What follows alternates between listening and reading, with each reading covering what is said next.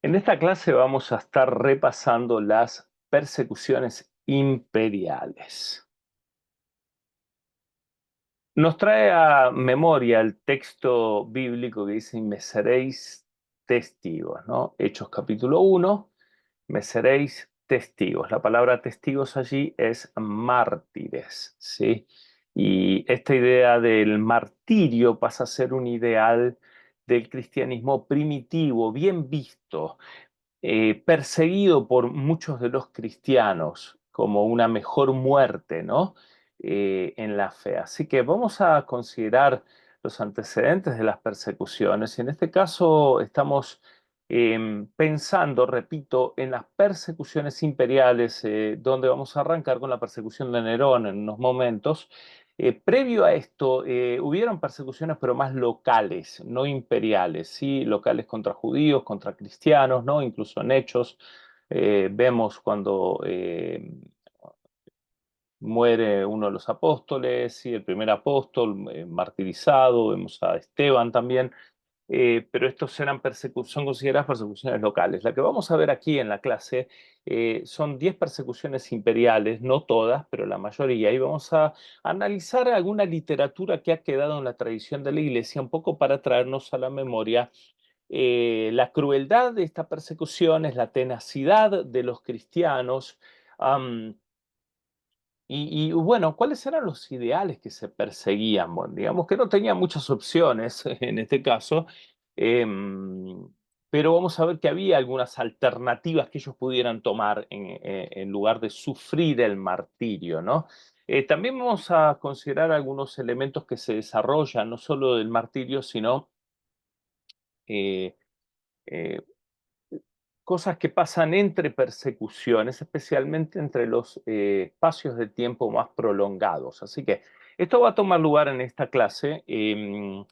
Repito, no fue solo persecuciones. Dicho esto, la mayoría de los estudiantes queda impactado por las persecuciones y no es para menos, en cierta forma, porque hoy vivimos un cristianismo bastante relajado, cómodo en cierta forma, gozando de otras libertades, ¿no? Por lo menos en esta nación, desde donde les estoy dando la clase, ¿no? Si hay estudiantes internacionales, sabrán que es otra la realidad en los diferentes países y actualmente hay cristianismo perseguido en otros lugares. Así que eh, sin más, vamos a ver antecedentes. ¿Por qué se los perseguía a los cristianos, no? Digamos que a los primeros cristianos, esto se convierte de Nerón en adelante casi como una práctica normal el perseguir cristianos. No eran los únicos perseguidos, pero en líneas generales fueron los mayores, el grupo mayor perseguido por el imperio. Y las razones eran las siguientes, ¿no? Primeramente había una razón imperial que no está relatada aquí, que era mantener la pureza de la religión romana, lo cual era muy importante para los emperadores, considerados dioses hecho hombre prácticamente, o teniendo aspiraciones divinas prácticamente, o cuasi divinas, ¿no? Pero había también estaba este elemento del imperio, de lo que es la religión imperial, el panteón grecorromano, la fidelidad a los dioses que ellos habían heredado, ¿no? Y el temor, en cierta manera, a que si el imperio cambiaba su religión, ¿no? Esto podía traer o estaba trayendo los males que ellos vivían, ¿no? Entonces fue casi por una cuestión de descarte en varios siglos, ¿no? Que se dieron cuenta de que perseguir cristianos no era lo que beneficiaba últimamente al imperio. Pero por lo pronto ellos estaban convencidos que era la mejor decisión. Esto es en el mejor de los casos. Por el otro lado, también se tomó como una costumbre matar cristianos, se va a convertir en un espectáculo público, ¿no? Em, y en cierta manera los cristianos terminaron siendo de alguna forma como un chivo expiatorio de cualquier clase de problema si se mataba a cristianos. Así que están los dos lados, las dos caras de la moneda, bueno, puede haber muchas más caras definitivamente, pero por lo menos estas dos caras, en donde había una intención, digamos, casi entendible, ¿no? De parte del imperio que quería mantener pura su religión por el bien del imperio, considerando que ellos tenían favor de los dioses romanos. De hecho, Roma no solo es el nombre de la ciudad, sino el nombre de la diosa Roma. Entonces ellos tenían esta idea, esta cosmovisión religiosa de que el favor de los dioses estaba sobre ellos y por lo tanto eran el imperio que ellos eran, ¿no? Nosotros en este lugar decimos, bueno, se estila decir, somos una gran nación, Estados Unidos es una gran nación debido a que los padres fundadores, bueno, ¿verdad? Pero toda esta ideología que hay detrás de la fundación y el crecimiento y la prosperidad de Estados Unidos por ciertos favores del Dios cristiano, ¿no? Bueno, esto traduzcanlo de que en aquel tiempo no estaban convencidos del Dios cristiano, no estaban convencidos de la diosa Roma, del dios Helios, del dios Eros, del dios Demetrio, del dios Apolo, de los diferentes dioses del panteón greco-romano, ¿no? Y que si ellos fallaban en esto, dios Helios va a ser el dios que ellos después van a rendir, digamos, unánimemente reconocimiento, ¿no? Pero hasta que después se convencen de que era Jesús. Pero esto pasa en el año 300. Mientras tanto, la idea de mantener puro el imperio era una idea que existían los emperadores y gobernadores y procuradores, pero también había todo un espectáculo montado detrás de esto, y Nerón fue quizás el que inició toda esta idea del espectáculo, y la idea de los cristianos como chivo expiatorio, ¿no? Cualquier mal se lo facturamos a los cristianos y mostramos el rigor, la furia del imperio matando a estos pobres creyentes que no se saben defender. Cuando surgen los apologistas en el siglo segundo va a haber una defensa de la fe y eso va a ser para la clase siguiente. Por lo pronto se decía que eran ignorantes, que tenían cuentos de campo, que el romano era más educado, dado a la filosofía, hasta que la filosofía no engrana con el cristianismo, pues eran una superstición extranjera, foránea, que venía de afuera, que por qué los romanos teníamos que ir detrás de estos cuentos de campo, ¿no? Es como que hoy día nos vienen gente con cuentos de, uy, vi la luz mala, o vi esto, vi lo otro, ¿no? El canto de no sé qué. Bueno, estas ideas que hay, ¿no? Uno dice, bueno, son cuentos de campo, ¿no? Entonces, bueno, de esa misma forma se miraba a los cristianos iniciales que eran ignorantes, no estaban capacitados ante la filosofía, no tenían una formación por lo cual se les podía considerar sus demandas, ¿no? Tampoco demandaban nada los cristianos primitivos, ellos vivían el cristianismo, era un cristianismo netamente práctico. Imagínense que no había una estructuración doctrinal ni organizacional, era muy orgánico. Este es el cristianismo primitivo. Lo que teníamos en esa época eran los escritos que de forma poco organizada estaban repartidos por diferentes lados, ¿no?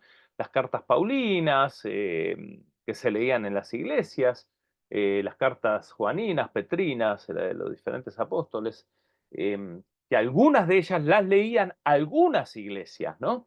Entonces empiezan a compilar estas cartas. En ese tiempo surgen toda clase de cartas también, de escritos pseudoepígrafes, ¿no? Aquellos escritos como lo consideramos literatura bíblica, que no va a ser parte del canon, ¿no? Em, entonces, no hay una formalidad cristiana, ¿no? Que pueda ser considerada institucionalmente. La única institución vigente y con la voz cantante y sonante era el cristianismo. Así que ellos se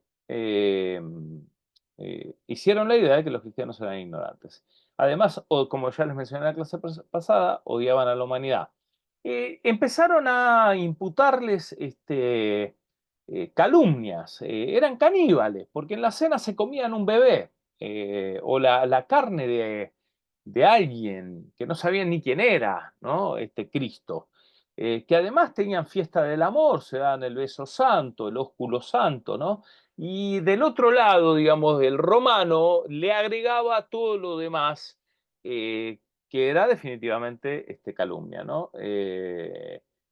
tenían fiestas del amor, eran rebeldes además, porque siempre andaban con revuelta, especialmente en esta idea primitiva, las primeras persecuciones donde los cristianos eran alineados con los judíos y los judíos por historia han sido rebeldes, se sublevaban a medio mundo, ¿no?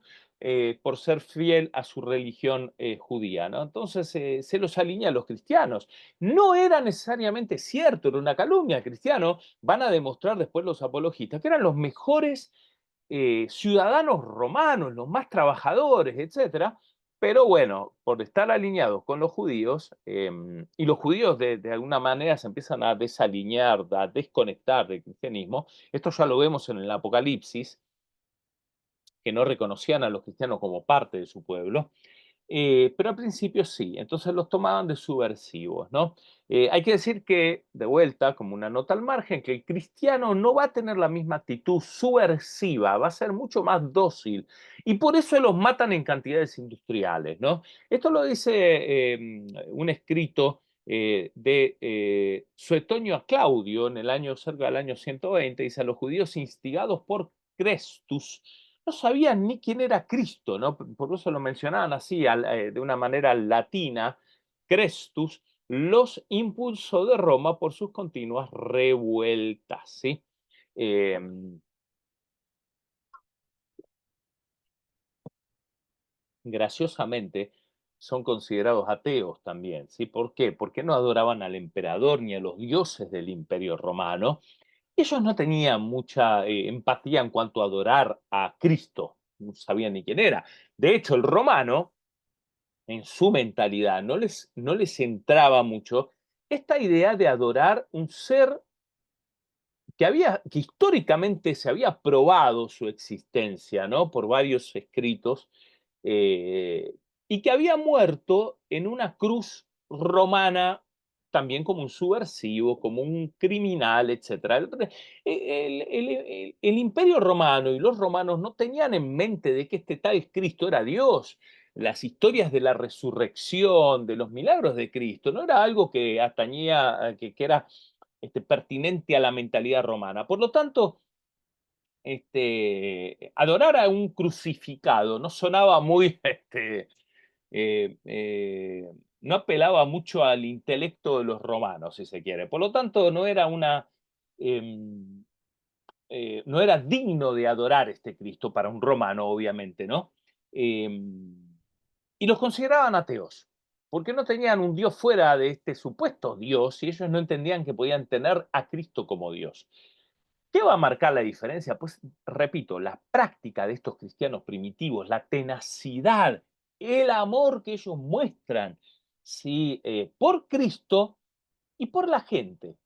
Es un evangelismo, si se quiere, debajo de la mesa, no era un mega evento evangelístico, ¿sí? Era algo donde casa por casa, persona por persona, se comenzaba a ver y a entender que el cristiano no era tan tonto como parecía, permítame el término, ¿sí? No era tan ignorante como parecía, que dejaba en realidad en más ignorancia a los romanos porque mataban a estos cristianos y no solo en ignorancia, sino en crueldad los exponían. ¿Sí? Y por lo tanto comenzaron a ganar una popularidad enorme los cristianos debido al martirio, ¿sí? Bien, no me quiero tomar tanto con esto, tanto tiempo, pero fíjense lo que decía Tertuliano, por cualquier cosa se los mandaba a los cristianos eh, a los leones, ¿no? Voy a leer la última parte por tema de tiempo. Los cristianos tienen la culpa de todo desastre público y de toda desgracia que sobreviene al pueblo. Si el Tíber inunda la ciudad, si el Nilo no inunda los campos, si el cielo retiene la lluvia, si hay un terremoto o hambre o plaga, enseguida surge el clamor, los cristianos a los leones. Estamos hablando del siglo segundo. Este es un gran apologista llamado Tertuliano de Cartago. Sí, así que bien, cualquier excusa era buena para mandar a los cristianos a los leones. Estas son las 10 persecuciones que aquí vemos, algunas de ellas no las vamos a tener en cuenta, las que están en rojo, van a ver ustedes un detalle interesante, bueno, y ahí las ven, las que vamos a ver, vamos a ir una por una, pero em, de Trajano a Marco Aurelio, una observación que quiero que le pongan atención. Pasan 50 años de una persecución a otra, es decir, una generación entera o dos no conocen lo que es el martirio. Lo mismo pasa de la persecución 8 a la 9, de Valeriano a Diocleciano, pasan otros cuarenta y tantos años, 44 años, ¿no? Entonces, imagínense que acá nace gente en este periodo de tiempo entre Trajano y Marco Aurelio, que solo lo que escuchan son las historias de sus abuelos, que les contaban, no, la hemos pasado mal, si nos han perseguido, y tampoco eran historias muy, digamos, dignas de recordar, porque ahora el imperio gozaba de cierta paz. ¿Sí? Y es interesante que mucha de la doctrina y de las situaciones que aparecen acá, incluso de aquellos que van a caer en las próximas persecuciones, caer en el sentido que se van a apartar del cristianismo, es porque no estaban acostumbrados a las persecuciones, uno. Y dos, en este tiempo de paz, es que la iglesia comienza a darse cuenta de los peligros de las herejías y a desarrollar ciertas formas de protección ante las herejías, como el canon, el credo, la sucesión apostólica. ¿Sí? Curiosamente surgen en tiempos de paz imperial. Vamos a la persecución de Nerón. Y definitivamente acá les doy un overview, una mirada general. Ustedes tienen que leer más de esto. Nerón fue nombrado emperador a los 16 años, reinó de los años 54 a 68.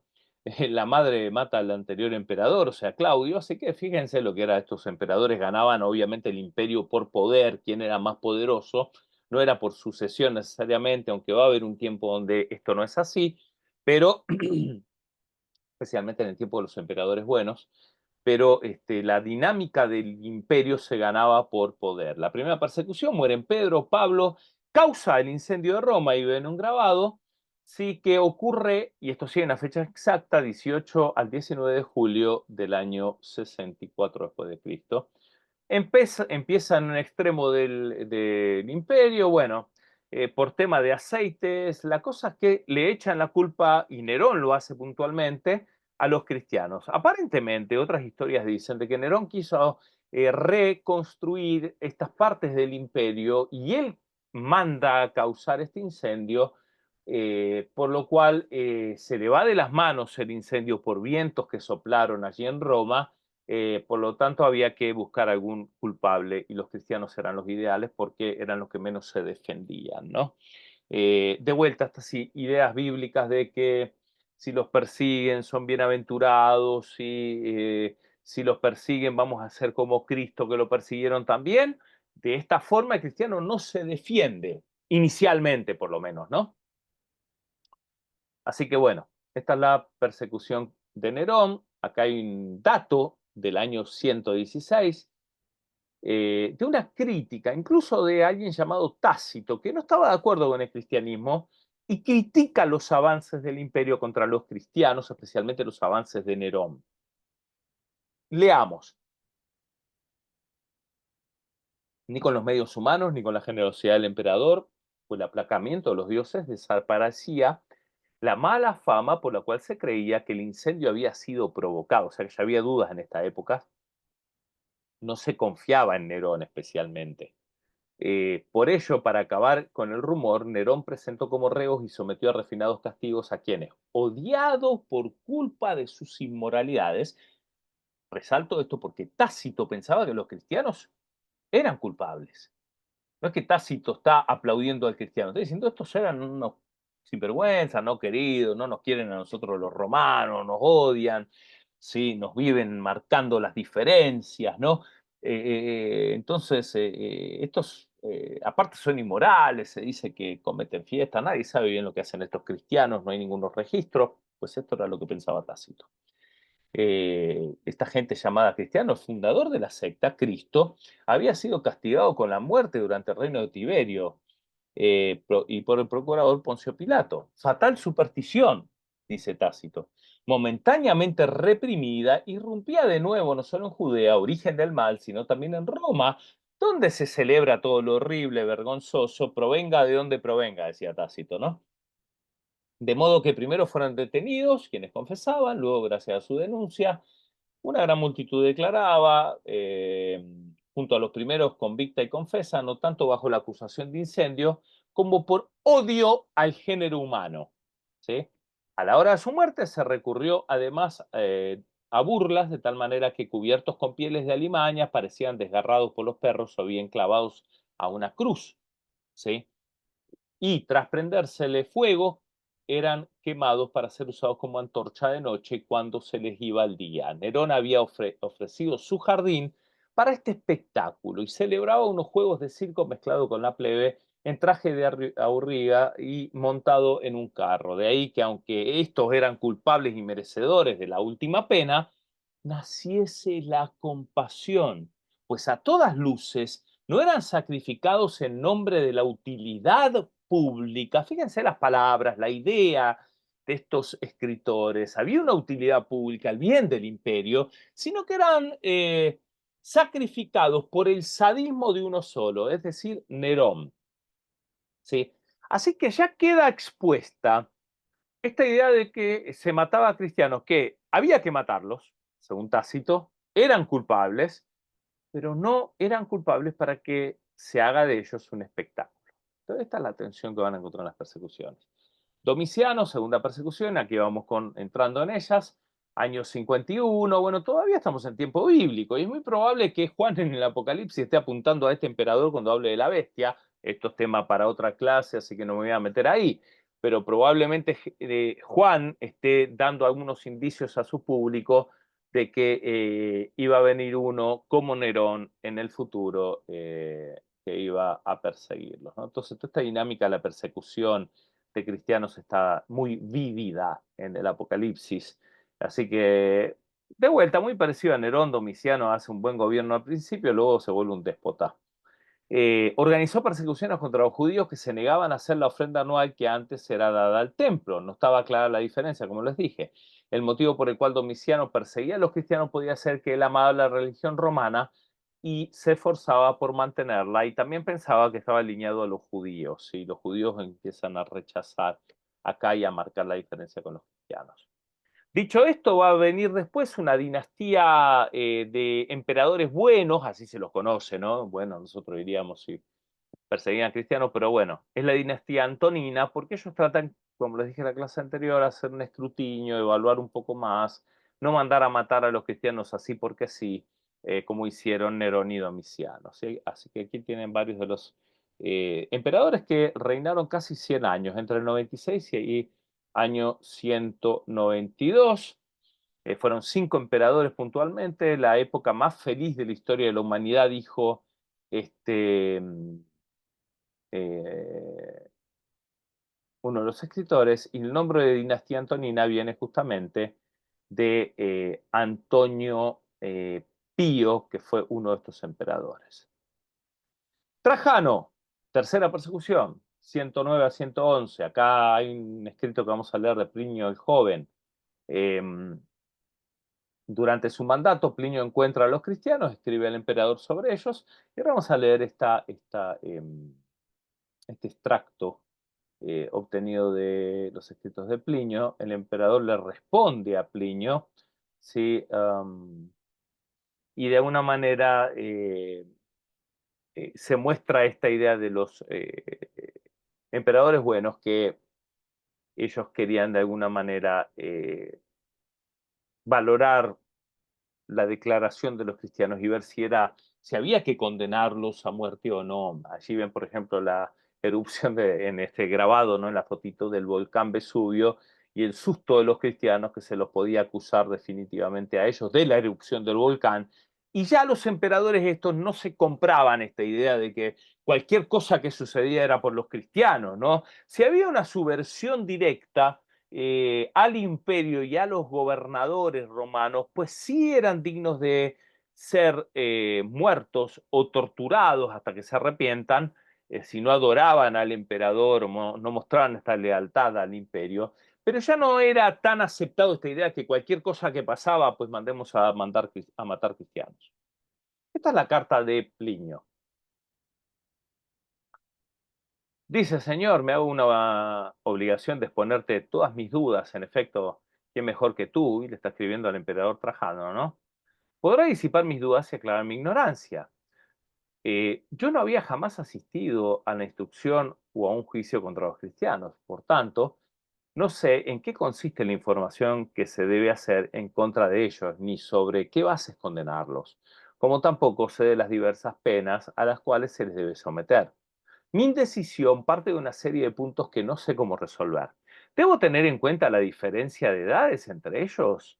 ¿O, sin distinguir entre jóvenes y viejos, los debo castigar a todos con la misma pena? Decía Plinio. ¿Debo conceder el perdón a aquellos que se arrepienten?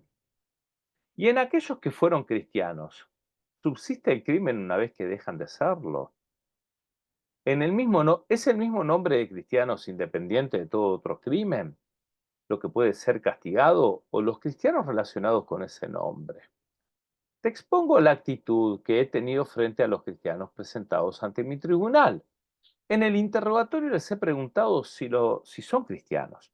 Luego, durante el interrogatorio, a los que han dicho que sí, les he repetido la pregunta una segunda y tercera vez y los he amenazado con el suplicio. Si hay quienes persisten en su afirmación, yo los hago matar, decía Plinio.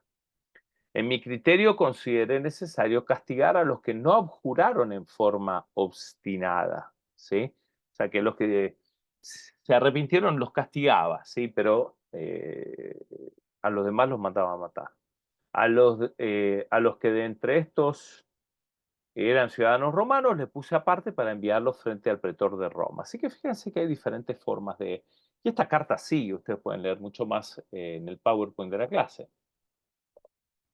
La respuesta del emperador, como buen emperador que no tenía mucho tiempo de andar tratando con las vicisitudes de Plinio. Querido Plinio, le dice, tú has actuado muy bien en los procesos contra los cristianos, a este respecto no será posible establecer normas fijas, le dice, ellos no deberán ser perseguidos, pero deberán ser castigados en caso de ser denunciados, ¿no? En cualquier caso, si el acusado declara que deja de ser cristiano, lo prueba por las vías de los hechos, esto es, consiste en adorar nuestros dioses, en ese caso de ser perdonado. Por lo que respecta a las denuncias anónimas, estas no deben ser aceptadas por ningún motivo, ya que ellas constituyen un detestable ejemplo. Son cosas que no corresponden a nuestros siglos, ¿sí? O sea, se veían como, como emperadores en cierta forma buenos, ¿no? Por lo menos desde su perspectiva. Fíjense acá la dinámica del emperador. Pues fíjense, ¿verdad? Fíjate, no va a haber normas. Si se los acusa, fíjate si siguen siendo cristianos. ¿Cómo vas a probarlo? Bueno, ponle a los dioses. Si ellos adoran, pues significa que se están alineando con el imperio. Si no adoran, pues sí, hay que castigarlos o matarlos. Pues hubieron persecuciones en sectores, no en todo el imperio, sino en sectores, en locaciones específicas, ¿no? Donde se practicaba esto al pie de la letra, ¿sí? En los márgenes del imperio no se veía tanto en algunos casos. Ignacio muere, uno de los que vamos a ver en patrística, ¿sí? Escribe ciertas cartas, constituyen documentos del cristianismo muy valiosos, de las cartas antiguas. Eh, Él nos dice en sus cartas que es llamado el portador de Dios, lo cual es índice del respeto que gozaba en la comunidad cristiana. Para algunos, la tradición lo pone como el niño que estuvo con Jesús cuando Jesús dijo, dejen a los niños venir a mí, cuando llamó a un niño para estar, ¿no? Esa es una leyenda, no es necesariamente cierta, pero sí ganó mucha influencia Ignacio de Antioquía y fue uno de los mártires, ¿sí? Así que ahí tienen un poco la historia. Aquí muere, fíjense el grabado con un león que se lo come, ¿no? Prácticamente. A estos leones se los cebaba con sangre humana, eran leones hambrientos y obviamente pasaba lo que pasaba. Este es un extracto del martirio de Ignacio. Se enfrenta al sacrificio supremo y para él es que se empieza a ser discípulo allí. Por lo tanto, lo único que quiere que los romanos pidan por él para él es no la libertad, sino fuerza para enfrentarse a toda prueba, para que no solo me llame cristiano, esto sí lo dice Ignacio, sino que también me comporte como tal. Mi amor está crucificado. No me gusta la comida corruptible, sino que quiero el pan de Dios. Esta es una famosa frase de él, que es la comida de Jesucristo. Su sangre quiero beber porque es la bebida imperecedera, porque cuando yo sufra, seré libre en Jesucristo y con él resucitaré en libertad. Soy trigo de Dios y los dientes de la fiera han de molerme para que pueda ser ofrecido como limpio pan de Cristo. Cuando uno lee esto es impactado de vuelta por la convicción de estas personas, estos creyentes. Y uno tiende a compararse con hoy y dice, bueno, la verdad que yo estoy años luz de esto, ¿no? Y quizás es porque no hay persecución. Entonces, muchos de los estudiantes dicen, bueno, necesitamos la persecución para que se purifique el cristianismo. El cristianismo. La verdad digo que nadie quiere persecuciones donde te matan a tus hijos enfrente tuyo o te matan a ti enfrente de tus hijos, donde te sepultan vivo, donde te queman vivo, donde te despellejan, te mandan leones, etcétera. Las persecuciones fueron crueles. Fue un tiempo que Dios lo permitió. Claro, en este tiempo, no hay momentos para pelearse en cuestiones triviales de fe. Se ve el verdadero cristianismo definitivamente. Pero se puede ser cristiano sin persecución, que es lo que yo argumento, un buen cristiano que testifique. Y una de las partes negativas de las persecuciones, obvio que no hubo mucho de esto, pero sí existió, fue un culto a la muerte. O sea, había gente que se ofrecía más adelante, ¿no? Para morir, porque no querían vivir en ese imperio que se les oponía. Entonces ellos mismos iban a ofrecerse, a tal punto que hubo momentos donde hacían filas en el Coliseo o en los lugares donde se los mataba, para ofrecerse al martirio, ¿no? Entonces este culto a la muerte, este amor a morir por una mejor vida, ¿no?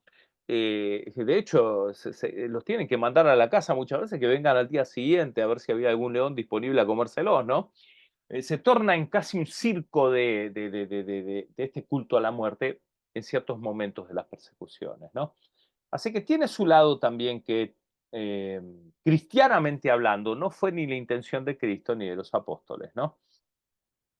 Pero bueno, estas frases de Ignacio no dejan de ser, por un lado, llamativas para probar nuestro cristianismo, ¿no?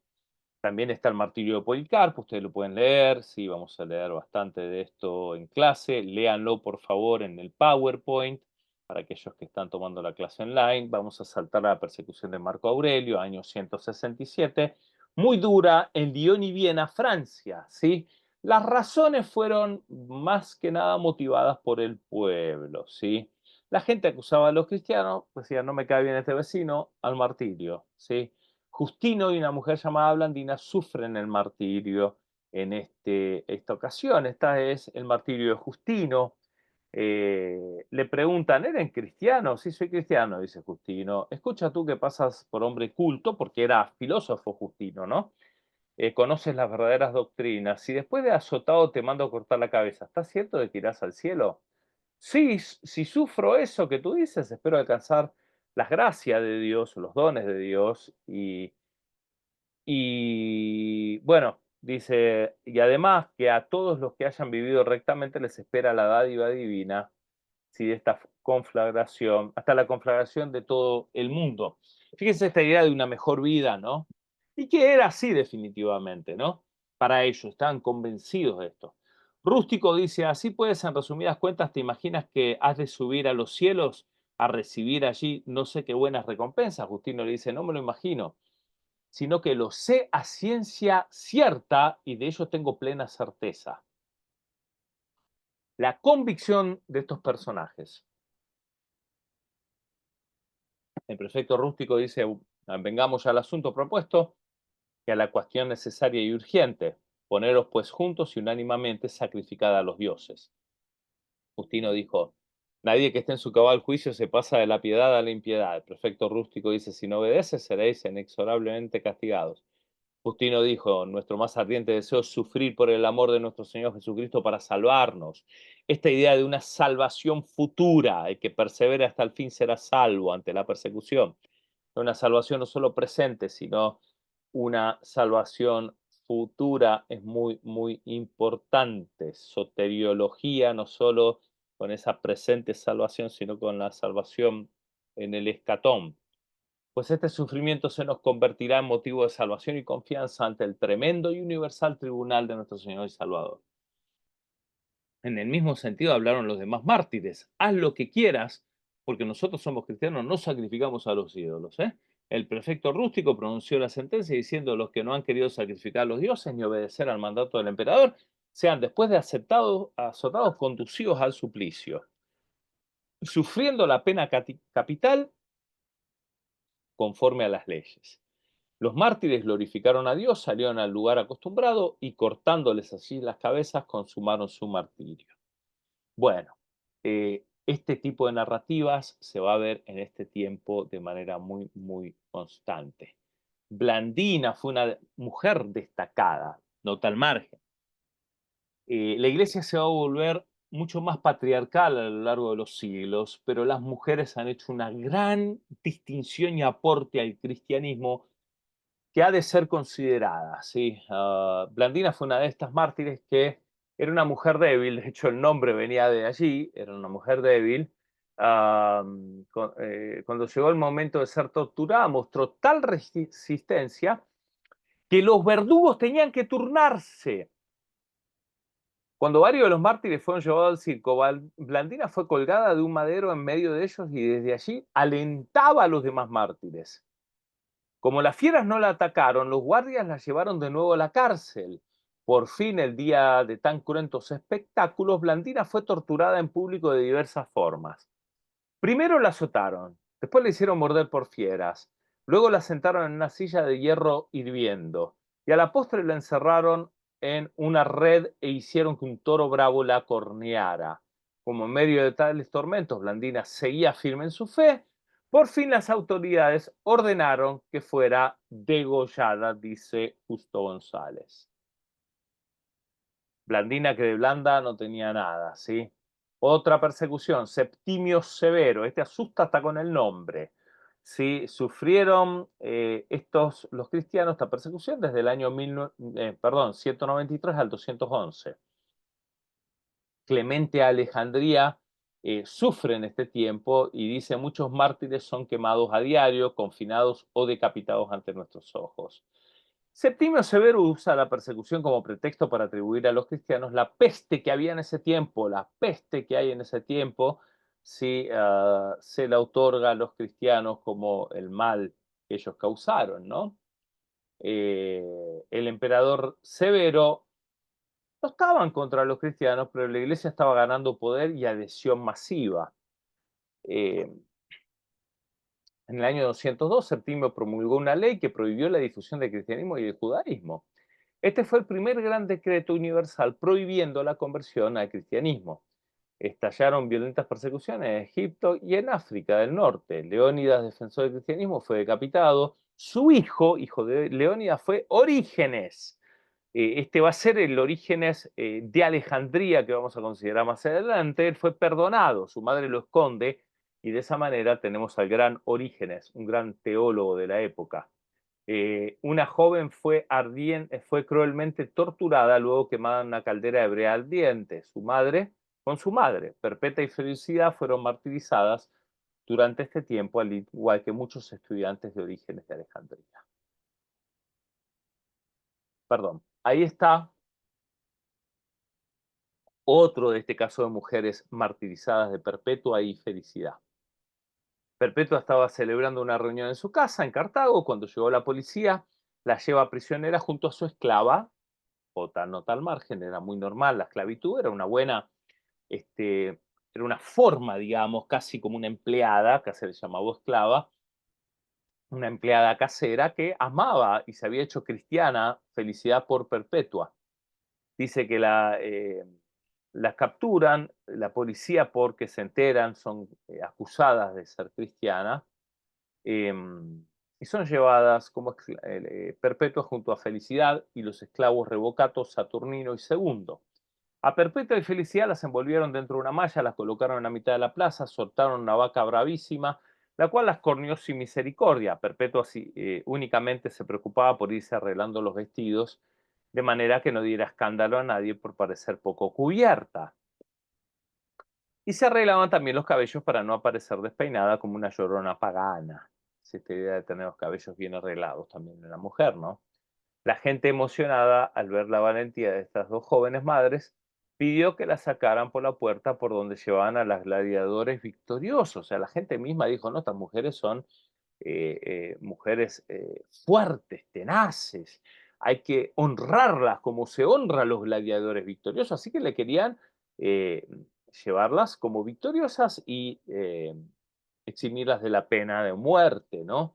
Perpetua, cuando la están sacando, como volviéndose de una éxtasis, preguntó, ¿y dónde está esa tal vaca que nos iba a correar? ¿Para qué abrió la boca, digamos, no? Pero bueno, fíjense la valentía de estas mujeres. Luego que pero luego ese pueblo cruel pidió que las vuelvan a traer y que las cortaran la cabeza allí delante de todos. Al saber esta noticia, las dos jóvenes valientes se abrazaron emocionadas y volvieron a la plaza por sí solas. A Felicidad le cortaron la cabeza de un machetazo. Pero el verdugo que tenía que matar a Perpetua estaba tan nervioso que equivocó el golpe. Ella dio un grito de dolor, pero extendió bien su cabeza y le dijo a dónde tenía que golpear el verdugo. ¿Sí? El sitio preciso de su cuello le indica Perpetua. Así que esta mujer valerosa, hasta el último momento, demostró que si moría mártir era por su propia voluntad y con toda generosidad. Y acá hay un grabado de la muerte de Perpetua indicando dónde tenían que cortarle la cabeza con la imagen de fondo, la muerte de su esclava Felicidad. Otra persecución, llegando a las últimas, persecución bajo Decio. Sí, aquí vemos a varios que mueren, Basilides de Astorga, Marcial de Mérida, sí, no de la Yucatán, obviamente, ¿no? En otras zonas también hubo obispos que murieron, acá muere San Fabián y otros cristianos, sí. Em, justamente esta persecución fue proclamada por Decio en el año 249, 250 más puntualmente. Eh, en este tiempo, fíjense que aquí es donde estamos en este lapso de tiempo que no había habido persecución, se habían desacostumbrado, y muchos caen. Ocurre una controversia entre Novaciano y Cornelio, ¿sí? La controversia de los lapsis, ¿sí? Cornelio para los católicos es el Papa 21, ¿sí? Y la controversia en pocas palabras era que Novaciano decía, no podemos volver a recibir a la iglesia a aquellos que negaron a Cristo ante la persecución. La iglesia es un lugar de santos, es la congregación de los santos. Cornelio dice, sí los podemos volver a aceptar a la iglesia, con ciertas premisas que van a tener que cumplir. La iglesia puede ofrecer el perdón de los pecados a quienes remitiesen los pecados, les serán remitidos, ¿sí? Y acá nace la idea de las indulgencias, ¿sí? De una manera muy normal. Quizás esto después con el tiempo se va a tener unos tonos de corrupción, pero cuando nace es, la iglesia puede perdonar y recibir a los caídos en la persecución nuevamente en el seno eclesiástico. Mientras que Novaciano decía, no, los que negaron a Cristo, que se la aguanten y que mueran sin Cristo. Cristo los va a negar delante del Padre. Los otros decían, no, hay una segunda oportunidad. Aquellos que negaron, como Pedro tuvo una segunda oportunidad. ¿De qué lado estaría usted ante esta controversia? Bueno, fíjense que el que gana la controversia obviamente es Cornelio, obispo de Roma, ¿sí? Con esta idea de ofrecer perdón. La iglesia ofrece perdón de pecados. Repito, muchas de estas cuestiones, si uno hubiese estado en esa época, hubiese dicho, bueno, yo estoy de acuerdo con Cornelio, quizás. Otros no, quizás dirían, yo estoy más de acuerdo con Novaciano, ¿no? Entonces, esta idea de los que caían se los llamaba los lapsi, los que lapsaban, los que tropezaban, ¿no? Y a algunos se les daba algún perdón de pecado, ¿no? O em, como por ejemplo Basílides, que adquirió un libelus, se le llamaba así, libelus. ¿Sí? El libelático no estaba obligado a adorar a los dioses paganos, pero negaba a Cristo cuando debía confesar su religión. Así que había varios, incluso obispos, que hacían una trampa, que sobornaban a las autoridades romanas y recibían un documento llamado libellus y se convertían en libeláticos. Bueno, estos también eran considerados como aquellos que eran dignos de ser o condenados por Novaciano o recibidos nuevamente en el seno de la iglesia. Pero quiero decir que no se los dejaba como autoridades de la iglesia nuevamente, tenían que pasar por un tiempo de perdón, de penitencia. Todo esto va a comenzar a tomar forma desde esta época. La última de las persecuciones es la de Diocleciano. Para muchos es la gran persecución, así se la conoce, y muchas de las historias que nosotros leemos, ¿sí? Provienen de esta persecución en particular. Fue la más dura. ¿Qué pasa acá? ¿Cuál es la lógica? Los emperadores seguían con la idea de que si se apartaban de los dioses romanos, había ira de estos dioses hacia el imperio. Había que deshacerse de los cristianos. Bueno, eh, esta persecución instigada, sí, por los césares, los emperadores Maximiano y Galerio, tengan este nombre de Galerio en mente, fue el que motiva esta persecución. Galerio eran estos tipos radicales de emperadores que van a decir, bueno, ¿saben qué? Vamos a tomar la sartén por el mango y vamos a matar a todos los cristianos que podamos. Porque a ver si los dioses realmente nos liberan de lo que estamos viviendo en el imperio, de esta decadencia del imperio. Por lo tanto, vamos a ver si el problema son los cristianos. Matemos a la mayoría posible. Así que fue la más cruenta. Galerio estaba convencido de que si no funcionaba la matanza de todos los cristianos que iban a matar, iba a cambiar de opinión, y esto ya lo entretiene Galerio, y les iba a dar tolerancia. Es decir, por descarte el problema no son los cristianos, algo más tiene que pasar en el imperio que no tenga que ver con esto. Dicho y hecho, matan la mayor cantidad de cristianos, ahí encuentran a Sebastián, uno de los soldados romanos que era parte del ejército de Diocleciano y se conoce luego que es cristiano y se lo mata. Sí, así que mueren varios aquí. Y Galerio dice, ¿saben qué, muchachos? Esto de matar cristianos hemos llenado de sangre el imperio y no ha traído la solución. Por lo tanto, vamos a cambiar el modus operandi. Vamos a hacer otra cosa, ¿sí? La solución debe estar por otro lado, ¿sí? Entonces ellos no estaban pensando de que habían hecho mal matando cristianos, simplemente de que eso no era el problema, ¿sí? Repito, era muy normal matar a la gente que ellos consideraban subversivas al imperio. Pero en este caso ellos dicen, las consideramos subversivas porque no adoran a nuestros dioses. Dejémoslo que sigan adorando a sus dioses, démosle tolerancia. Entonces, Galerio, el mismo que mandó a matar a los cristianos, fue el que libera a los cristianos y crea el edicto de tolerancia. O sea que no es Constantino el primero, sino que es Galerio, el mismo sinvergüenza que mandó a matar cantidad de cristianos, el que con un plumazo saca el edicto de tolerancia y no se arrepiente, digamos, pero se da cuenta de que no funciona la lógica imperial que estaban teniendo y dice, fíjense cómo lo escribe, por esto digo que no está arrepentido, sino que simplemente cambia la forma de actuar.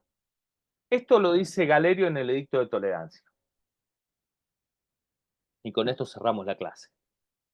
Entre todo lo que por el bien y la prosperidad de las cosas públicas dispusimos, quisimos en el pasado armonizar todas las cosas con el derecho y el orden público romano tradicional, es decir, matando a los que se eh, oponían a nuestros dioses. También buscamos que incluso los cristianos que habían abandonado la religión de sus ancestros se reintegrasen a la razón y al buen sentido, o sea, a la forma romana de hacer las cosas. En efecto, por algún motivo, la voluntad de los cristianos fue por su propia obra plagada de tal manera y fue presa de tal tamaña estupidez que abandonaron las instituciones ancestrales que quizás sus mismos antepasados habían instituido, ¿sí? O sea, el mismo judaísmo, ¿no? En su lugar, por su propio capricho y como bien les pareció, adoptaron y siguieron leyes propias, congregándose en varios lados como grupos separados. Es decir, lo que dice Galerio acá es, dejaron el judaísmo, crearon su propia religión, ¿sí? Y no querían tampoco ni estar con los judíos ni estar con los romanos, inventaron algo nuevo, así que los quisimos reinstalar al orden público. Así que con tal finalidad pusimos en vigor nuestras leyes para que se conformasen a las instituciones tradicionales. Muchos se sometieron por el miedo, otros fueron incluso abatidos. Aún así, muchos perseveraron en su propósito y constatamos que no observaban la reverencia a los dioses de la religión de vida, ni tampoco aquella del Dios de los cristianos. Habida cuenta de nuestra gran clemencia, e inveterada costumbre de indulgencia que ejercitamos frente a todos los hombres, creemos que debemos extenderle también a este caso. De tal modo pueden nuevamente los cristianos reconstituirse, así como sus lugares de culto, siempre que no hagan nada en contra del orden público. Se les da tolerancia. Se dieron cuenta de que no funcionaba matar cristianos. Por medio de otra carta indicaremos a los magistrados cómo deben conducirse. En razón de esta, nuestra benevolencia, deberán orar encima, deberán orar por nuestra salud y la del imperio para que el imperio pueda continuar incólume y para que puedan vivir en seguridad en sus hogares. Este edicto se dicta en Nicomedia a un día de las calendas de mayo en nuestro octavo consultado y en el segundo de Máximo Lactantius. Con esto se le pone un freno de golpe a las persecuciones. Fue Galerio, el mismo que provocó la gran persecución, la última gran persecución. Va a venir una más adelante, muy localizada, muy breve, pero ya con esto se para la era de las persecuciones y comienza otra era. Cuando asume Constantino, en el año 313, él decreta el edicto de Milán y la iglesia va a pasar de ser perseguida a ser aceptada en el imperio, no todavía como religión oficial, pero con todas las bondades de Constantino, y especialmente de la mamá de Constantino, llamada Helena, que le construye templos por todos lados.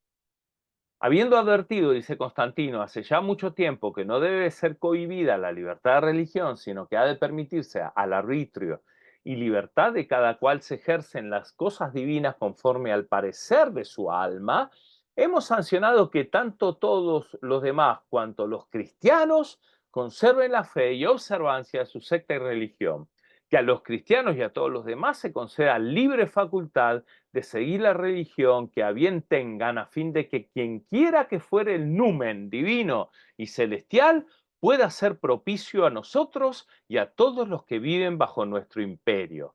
Así pues, hemos promulgado con saludable y rectísimo criterio esta nuestra voluntad para que a ninguno se niegue en absoluto la licencia de seguir o elegir la observancia y religión cristiana. Antes bien, sea lícito a cada uno dedicar su alma a aquella religión que estimare convenirle.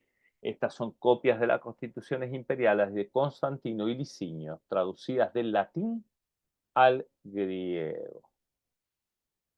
La gran pregunta es si Constantino se convierte, esa nos va a quedar para otra clase, pero Constantino beneficia notoriamente al cristianismo y el cristianismo ahora se enfrenta a una realidad desconocida prácticamente por 300 años.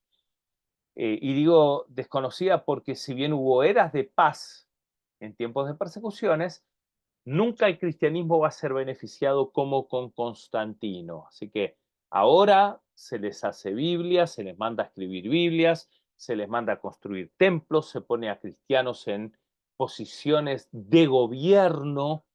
Si Constantino tiene un teólogo, un pastor en su castillo, en su palacio, perdón, y la madre, que supuestamente era cristiana o simpatizaba con el cristianismo, beneficia notoriamente al cristianismo. Así que se ve en una realidad totalmente nueva.